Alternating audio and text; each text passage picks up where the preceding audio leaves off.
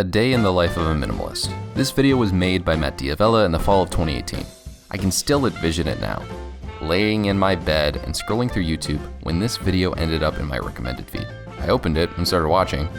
Then after about 15 seconds of Matt doing his joking bit, I clicked off and looked up what first take clips were on ESPN's YouTube that day. You know, I often think about that moment in my life. I think it was pretty life-changing. What if I had not kept watching the self-development video that very much ended up shaping the rest of my few years in college and where I'm at today? What if YouTube stopped recommending that video so much in the algorithm? What if I had just bothered not to click on it? I think about that a lot. Luckily for me, YouTube's algorithm came back and I ended up watching the rest of the video. From that day forward, it was an avalanche of self-development on my recommended feed. I'd personally like to thank YouTube and the YouTube algorithm for serving me this content, as I was in a situation where I was just getting all this ESPN nonsense, and I have so much gratitude towards the YouTube algorithm for going and serving me Matt's video again. And then after watching all of that, the way the watch time was working at the time in YouTube's algorithm, since it saw that I liked that type of content, it just started serving me more. And the self-development just avalanche, as I said, just kept coming. And I could have kept getting served ESPN First Take clips. I could have gotten served Mike Korzemba videos about what ifs in the NBA or in the NFL. But instead, I got content that has actually made an impact on me. I have philosophies that I prescribe to now, like minimalism and stoicism. And I can kind of attribute that all to the YouTube algorithm deciding to make Matt's video go viral. So what is minimalism? I know I said that it's one of the life philosophies that I subscribe to now, but what exactly does it mean? What's its definition, and how does it impact my life? Minimalism is more than just the idea of owning less. To be minimalist is living a life with intention and only owning things that provide you value. If it doesn't bring you value, then it's something you should consider getting rid of. This life of decluttering and Matt's large biceps ended up making me move towards a decision that I wasn't ever expecting to do. But in the fall of 2020, I just decided to be extremely extra during the middle of a pandemic and completely overhaul my entire wardrobe and basically only ever wear one shirt. Previous to this change, I had been living a life of hating not only my wardrobe, but clothes in general. I'm severely colorblind and I went to a college where our colors were maroon and gold. After the third time of accidentally showing up to school in a fully maroon jumpsuit outfit, essentially, because of all the gear I got from Loyola Track, I really was sick of this happening, and I first thought about making changes the third time I made this mistake. But I hadn't heard of minimalism and had no idea what to do about it. But after finding minimalism, I had another sort of breaking point where essentially I was going to go hang out with Chance, as you know him from the Rise Productive podcast. If you guys don't know that, then check the description down below. There's the link to our podcast. But I was going to go hang out with him and other guys on the team for a little 4th of July get together. And essentially, I had an entire closet in front of me, and I remember this very clearly. And I had nothing to put together because the way my wardrobe had been set up, I can't match things. It's awful. Like, I've accidentally matched things awfully my whole life because I don't have fashion sense, 1, and 2, I'm colorblind as heck. So I couldn't tell you if I tried.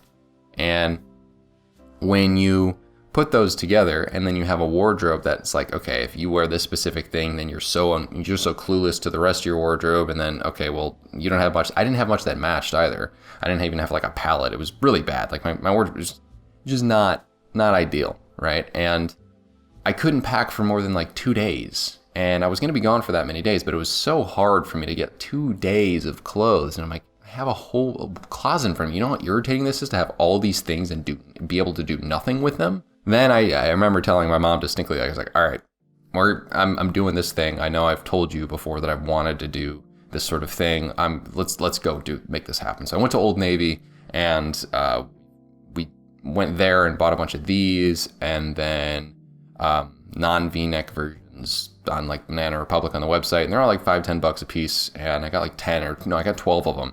So the cost to overhaul my wardrobe, not exactly expensive. I think in total between that and some pairs of shorts, it was like $100, but it was a life-changing date for me. So since I moved into my apartment in August of 2020, my last year as a grad student at Loyola University Chicago, that was the moment that I started having this minimalist wardrobe. So it's been about a year since I'm recording this. I know it's going to be posted in a while, but it's been about a year. And I can honestly say that only wearing one shirt and then like one pair of cargo shorts or jeans for the last year has probably been one of the most life-changing and beneficial experiences of my life. Now I know what you all are saying.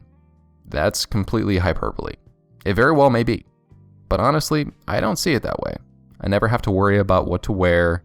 I never cared what I wore before. And now I save time, alleviate stress and annoyance to my colorblindness due to this change in wardrobe. Now every night when I plan my next day of clothes, which I think is important to do by the way, so you don't have to think about it, decision fatigue, I just put down a gray shirt, put down the shorts, and I'm done. Or I put down a black shirt. Oh, so many decisions.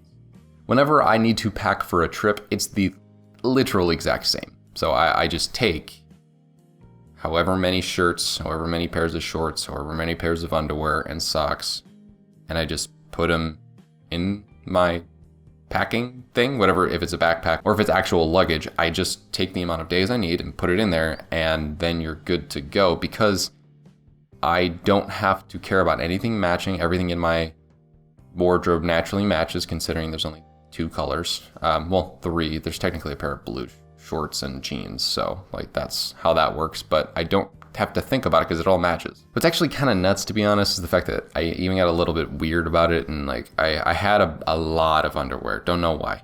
We bought way too many pairs of underwear in the house, and I was like,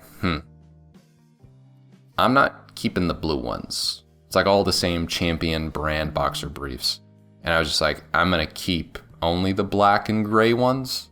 Maybe that's my weird affinity with the color gray and black, the colors gray and black at the moment.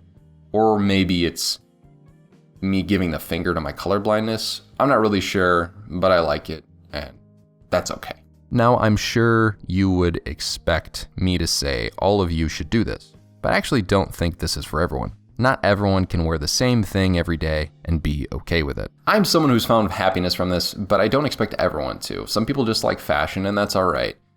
I don't think that I'm always right. I think that's something I've learned more and more through this self-development journey and trying to sort of share my ideas and be like a micro influencer or whatever at the moment. I'm not always right.